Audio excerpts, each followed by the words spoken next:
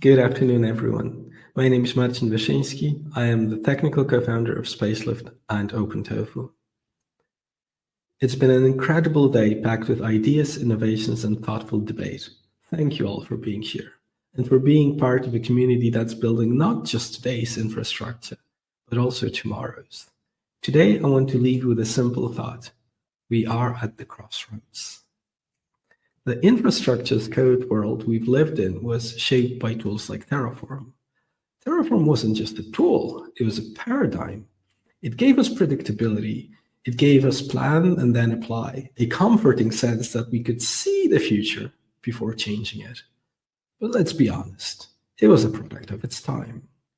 A time where infrastructures were simpler, environments more isolated, and complexity could often be reduced to a series of well-defined steps.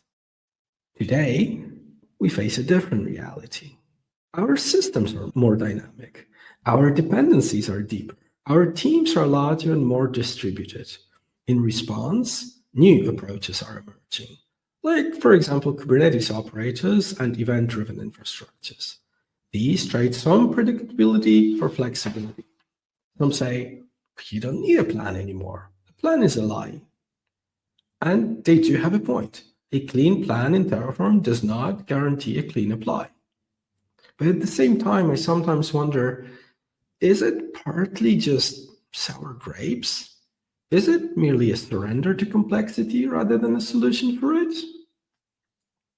The truth is, the ecosystem has been working hard to patch the gaps. Spacelift itself and many other great tools evolved precisely because Terraform wasn't enough on its own. We layered controls, policies, drift detection, visibility to push the model further than it was designed to go. This personally reminds me of Thomas Kuhn's idea in The Structure of Scientific Revolutions. So first, you have normal science, then anomalies appear, there's tiny cracks on an otherwise perfect surface. So you try to patch the system, and then eventually, when the patches no longer suffice, a paradigm shift happens. Today in our world, we're somewhere between patching and shifting. And this leads to a hard question.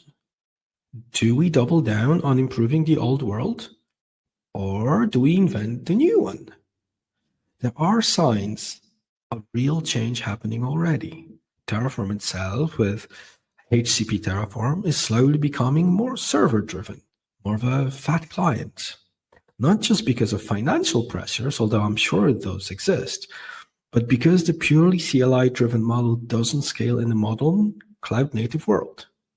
OpenTofu and the broader open source ecosystem now face a similar challenge. How do we stay relevant if the future moves to the server? How much energy should we spend making 3% improvements for the 3% of users while not breaking 0.1% use cases that barely anyone needs anymore? There's actually a strong parallel from environmental science. For years, people said that improving diesel engines by 1% would have a much bigger impact than making electric cars 5% better, simply because diesel was everywhere and electric cars were not. But the real change came when electric cars became so much better that they replaced diesel entirely. Sometimes evolution compounds into revolution. Sometimes incremental improvements stack up until they suddenly break the dam. We can't predict it, but we must stay conscious of it. In the next few years, we will continue to grapple with the hard choices. Pragmatic patching versus ambitious reimagining. Compatibility versus clarity. Evolution versus revolution. We won't solve these today. We won't solve them next year. But what's crucial is that we keep having these conversations deeply, honestly, and with respect for the complexity of the problem. At Spacelift, we don't claim to have all the answers, but we are proud to be a part of a community that's not afraid to ask the hard questions. Thank you for your work, for your ideas, and for your commitment to the future of infrastructure as code. Let's build the next paradigm together.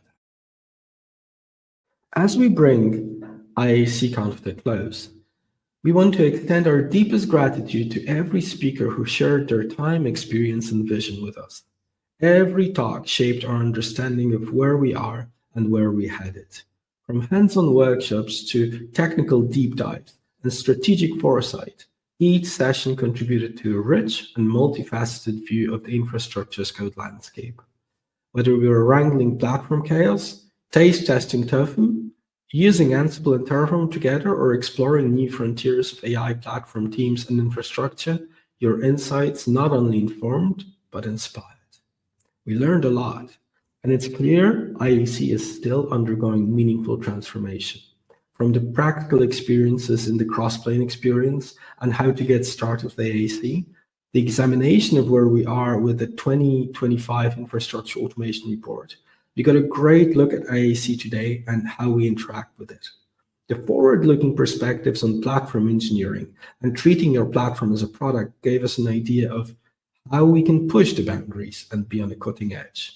And advanced discussions like infrastructure from code and debating the future in the AI/ML in IaC panel surfaced key insights into the future of infrastructure as code and how we'll ensure scalability, maintainability, and resilience. To all of our speakers, you've brought clarity to complexity with your sessions, which weren't just informative, they're directional.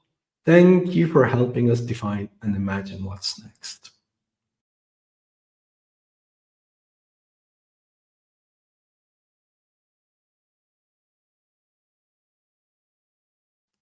And with that, we conclude IaCConf 2025. Thank you, everybody who attended. Thank you to the speakers for contributing. Thank you to the staff behind the scenes that made this process seamless. And again, thanks to all you who attended and been engaging in the chat with the questions. Again, the response that we've had from this has been more than we anticipated when we started building this. A lot of questions and a lot of suggestions. People are willing to travel. People want to know if there's a Slack group. This is the type of feedback we want, right? We don't want this to be a once every year virtual event. We think there's opportunities to do this, as whether it's local meetups, meetups we co-locate against maybe a KubeCon or AWS reInvent. The suggestions for a Slack channel are great. You can hit this QR code, and there's a quick 5-question survey for us to start gathering that feedback. I think we might also have a ticker that goes across the bottom of the screen where you can click through and go straight to it. There it is on your desktop. And we do have swag packs available. Now we can only ship right now in the US. We've got some limited availability, maybe 400 of these available to ship out. But if you complete this, you'll get a link at the end of that survey where you can go enter your details and get one of these swag packs. A little koozie, a hat, and a sticker for IaCConf. And for those outside of the US, I think our goal is to, hey, we can get these swag into your hands because we want to do this in more places. We want to go international and not just get the swag into the US folks' hands. So on behalf of the whole IaCConf organizing team, thanks again. Thanks for attending and have a good rest of your day.